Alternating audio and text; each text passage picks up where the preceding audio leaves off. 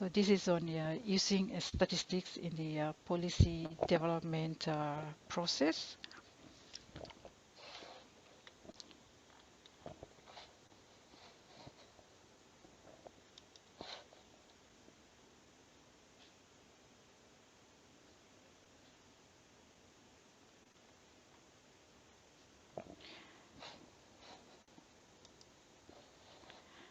So why is statistics matters in policy process? As we know, this is important for evidence decision making. So statistics provide the basis for evidence-based policy.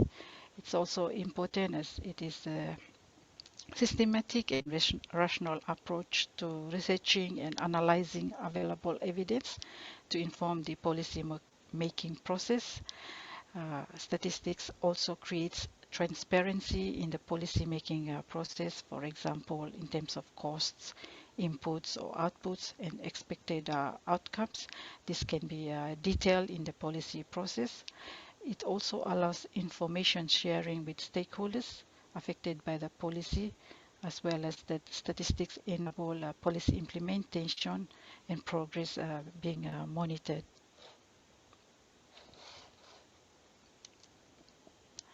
So how does statistics support policy? Um, Quality statistics and data. They support policymakers by identifying issues that require policy intervention. Also, it provides the evidence to support the development of or adjusting of policy. Also, it facilitates monitoring and evaluation of the impact of policy. So there are some examples you have given in terms of stages in evidence-based policy making. This includes like identification of the issue or assessment, implementation, and monitoring and evaluation.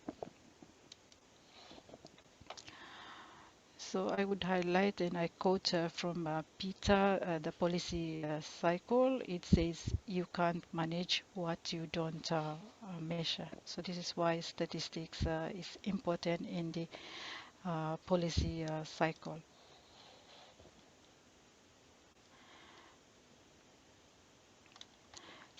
So statistics can be really powerful in setting the policy agenda. We can see here using statistics in the policy cycle. There are four key stages that I have highlighted here. The first one is on policy agenda setting, and then we have policy formulation, policy implementation, and policy evaluation. So in the policy agenda setting, I have given an example there. Goals need to be quantified, issues need to be identified as well. And sometimes it takes statistics to get the government to realize that there is a problem in government, society, or the economy. And sometimes the government, they use statistics to get issues onto the policy agenda. So it is important that use of evidence or statistics at all stages of the policy formulation stage.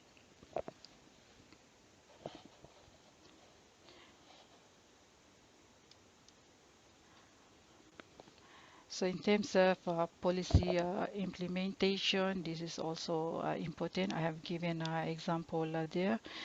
Resources needs to be quantified, for example, the number of human resource or what is the budget for the policy implementation. This you also need data to support the implementation process. Also, information is used to allocate the resources. This you also need data, and also it's important in monitoring policy results. We need meaningful measures to measure the policy results. And in terms of evaluating policy results, what do the statistics mean for policy actions? So this is why statistics is important in all the stages of the policy development process. So I would like to give a particular example in terms of policy agenda setting, and I have found one from Fiji 2020 agriculture sector policy agenda.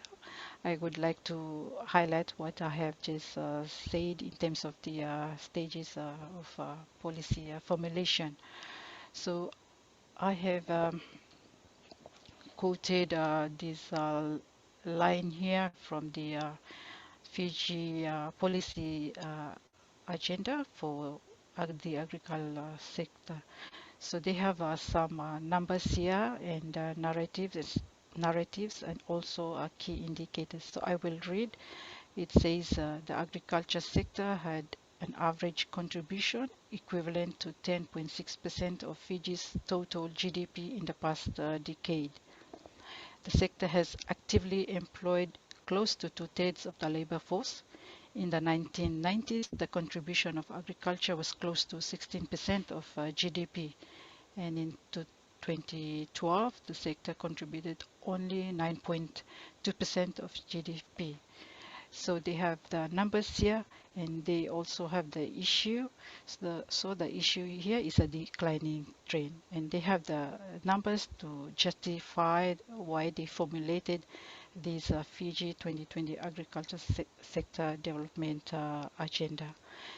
In the headline here, if we can, you can see it says modernizing agriculture.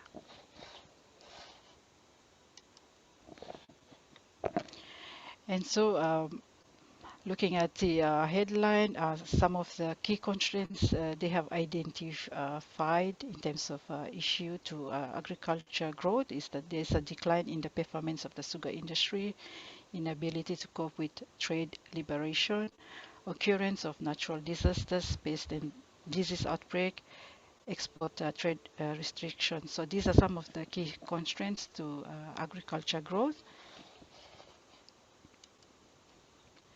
And so what are the policy issues we can derive from this?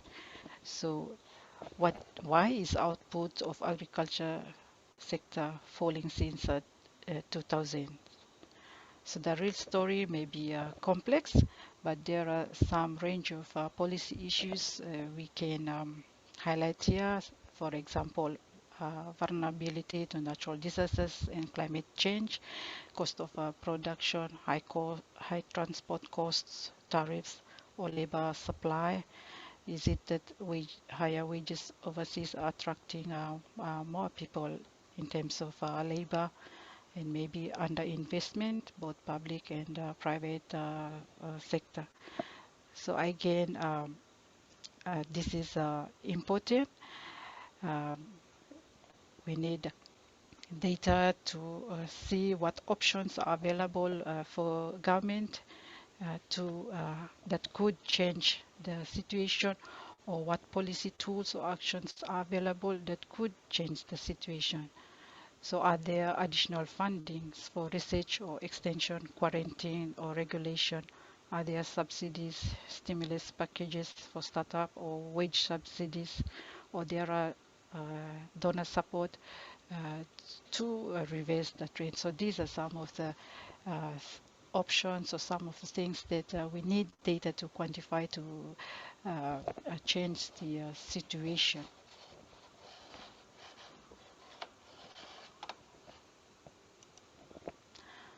So another example in terms of policy formulation and implementation in the report, like I said, we need to also uh, have identify the right methods.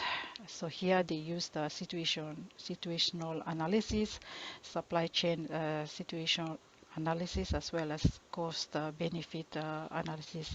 And again, this also need data to support all this method. So if a policy analyst can be definitive about the relative cost or benefit and impact of options, their advice could be stronger, and government can make better informed policy decisions with a higher likelihood that policy can be effective. And so that's why it's important that we use evidence or statistics at almost all of these stages of the policy formulation. Looking at good indicator, my colleague Alison will uh, elaborate on this, but I would like to briefly highlight what a good indicator should mean to us. So good indicators, they communicate useful information, such as enabling a situation to be understood and decisions made. These are also important. It accurately portraying what is happening and resonate, allowing people to grasp the relevance to their own lives. And some example in terms of indicators for monitoring progress on strategies. Indicators must be related to topic. This can be directly related to at least one of the aims of the strategy. Also, it needs to be measurable and statistically sound. This means we have to derive from high quality methodological sound data, as well as the indicators need to be accessible and useful. It needs to be easily understood and provide useful information for decision making. And where to look for statistics. These are some of the examples. You can look at Pacific National Statistics Offices or other producers of statistical uh, offices, which mostly administrative sources. You can look at central banks or reserve banks, Ministry of Education, for example, if you want education statistics, or Ministry of Health if you need health statistics.